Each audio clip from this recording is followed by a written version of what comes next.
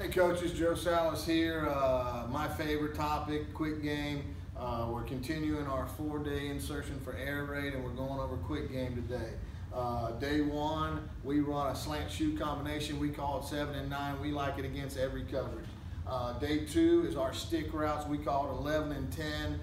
Stick routes are good against everything, particularly against too high.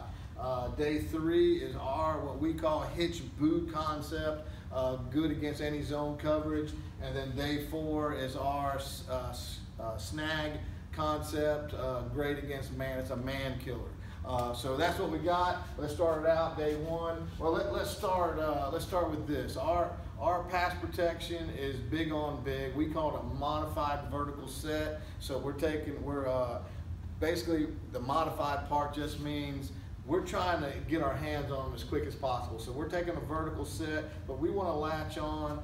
We want to lock them in and get belly to belly with them. We feel like D-line, their job is to create space. So we want to take away that space. So we're not just going to take a deep vertical set. We're going to vertical set and try to get on them right now. And we basically use the same protection, whether it's 90, the deeper routes, or quick game that we're going to show today. It's the same coverage to us.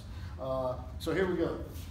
The other big rule is, the air raid rule is if it's man, you're running. If it's zone, you're sitting. So that's why we particularly like this play. We call this 7 to the left and 9 to the right. But really, it's the quarterback's the only one that has to know that because it's a mirrored route. So outside guys are running 3-step slants.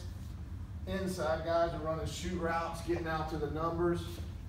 F is taking we call it a middle check. He's checking his backer, coming through and trying to get in front of the quarterback about 3 yards deep, making sure there's a throwing lane there. We just tell him if he can't see you, or if you can't see him, he can't see you. We end up getting some big plays off this back in a scramble situation. The quarterback will start moving one way or the other, and the F will come with them. Little dump pass turns into a big play, so it's a good deal for us. Now, the thing that makes this thing so special for us, and we're going up against a cover 3 look right now, but what makes it so special with us is the way that we progress, our progression read, is that we start, our first look is actually on the back side. So this thing would go 1 to 2 to 3, and then he would be 4. So in essence, what it turns out to be is it's a man side and a zone side because of the speed of the quarterback looking. So we call a 7. His first look is to the right. He's catching the ball. He's popping his feet. If he can hit the slant, he's going to take it right now. That could happen 2 ways. Either they're locked up playing man, so he's going to come out and throw it, or this wheel's just expanding real fast, opening up a window, and the quarterback sees it and he takes it. If he doesn't like it, if this wheel's sitting or dropping back, then he turns. So he pops his feet, he fast feeds back, and now that gives this side time to work the windows. So we're anticipating some kind of expansion here, some kind of expansion here. Our good old rules, the back to noose drill, he's going to sit down between the cones. He's going to sit down between backers. So he's working this window right here. He's finding the grass, sitting it down. Usually, especially versus cover 3, a big play over and over and over again for us. If the quarterback doesn't like it here, he comes to the shoot. He can also, if this guy overexpands, he can come to the second window. We don't mind going to the second window, but normally it's in the first window. We like this play so much because we feel like we've got all the answers to it. If the corner's chasing the slant, we're going to wheel it. If the safety's getting nosy down on the slant, we're going to pump it and he's going to get vertical. If the inside backers are buzzing out of there, we're going to make a call where we got double slants and the tailback swinging, so we can hit it behind that second back. If they're locked up playing man, we've got a couple different rubs that we like, where we can rub and help the slant get open, or we can rub and help the wheel get open. So no matter what the defense gives us, we feel like we got an answer when we're going 7 and 9. And for over the last 20 years, most years, this is our #1 play. We've called this 10, 12, 15 times in a game before. It's one that we have a high level of confidence on. The only drawback is we don't push it down to the JV. We have not had success with it on JV. This is one when they get to varsity, we spend a lot of time in the spring and the summer teaching them how to run this thing and teaching them how to progress through it and teaching the receivers how to find the windows. So that's 7 and 9. Day one, number one quick game that we throw, and through the season, probably the number one pass that we throw, besides Larry Roger. All right, day 2, we're going stick route. Just like all AirRaid guys, I finally got to the point where I love stick route just like all the other AirRaid guys do. There was a while there we didn't run. I didn't run stick, and I don't know how I survived without running it because it's a great play. So we'll go. Ours is 11 to the left, 10 to the right, and we run it just like everyone else does. So we're going to go. Z's going vert. Y is the stick. We run a 5-step stick, 3 big, 2 little, and we still we bend it to the walk player a little bit still. So if he was in this situation where the walk's playing slightly inside of us, we would run to his inside shoulder on the 5 steps. F's got the swing right now. On the back side, we got double hitches, and the quarterback knows anytime he can take it, he's going to take it. We're going to take those hitches anytime they're there. So it just comes down 1 to 2, 1 to 2, 1 to 2, 1 to 2, as fast as you can get there. 1 to 2, 1 to 2, 1 to 2. Get the ball out of your hands.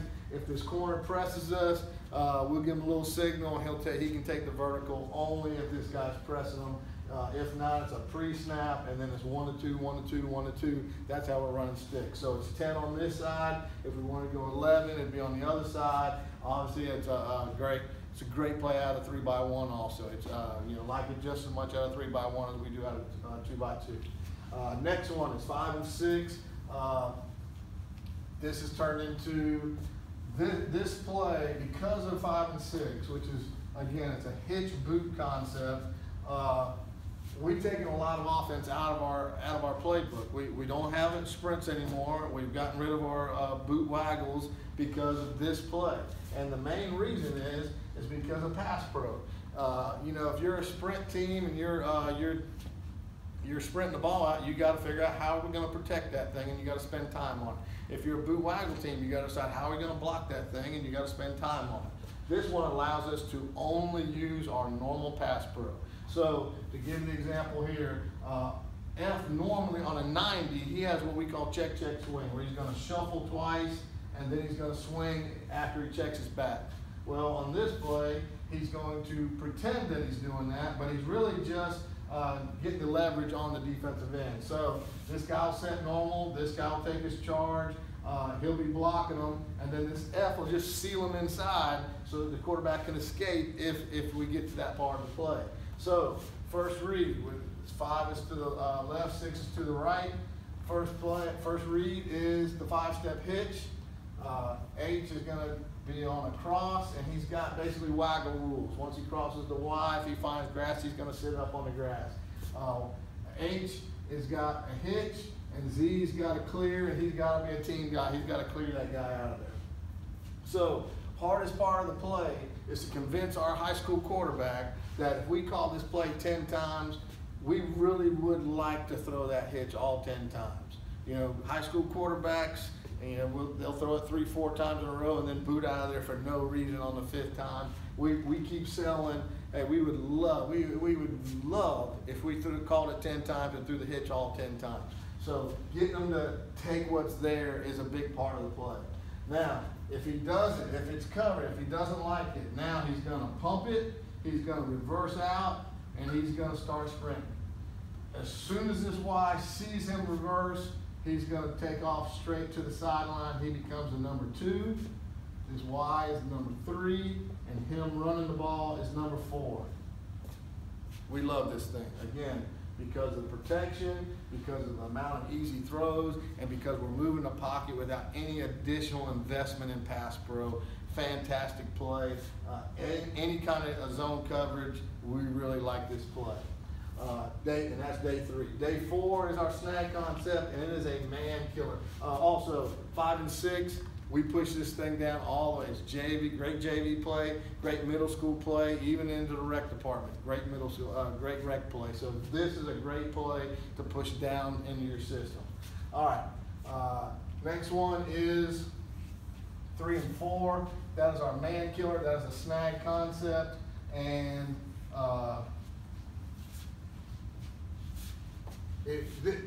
this play is one that actually where we kind of wanted to play man against us. So we've got the hitches on the backside, just like on the stick. If he can take a free one, he's going to take a free one. But typically, they're going to be. We're calling this when they're playing man, so they're probably not going to be there. But he's always going to pre-snap it to make sure. All right. Y takes a 4-step corner out. He's using his AirRaid rules on whether he's going front pylon or back pylon. Z taking a, we call it a diamond release. He's taking a diamond release, 3-step slant. F is on the swing. We read this thing 1 to 2 to 3, but it's actually not read that way. If it's man, we're calling this because we think we've got man. If it's man, he's probably taking that corner every single time. That's the kill part of it.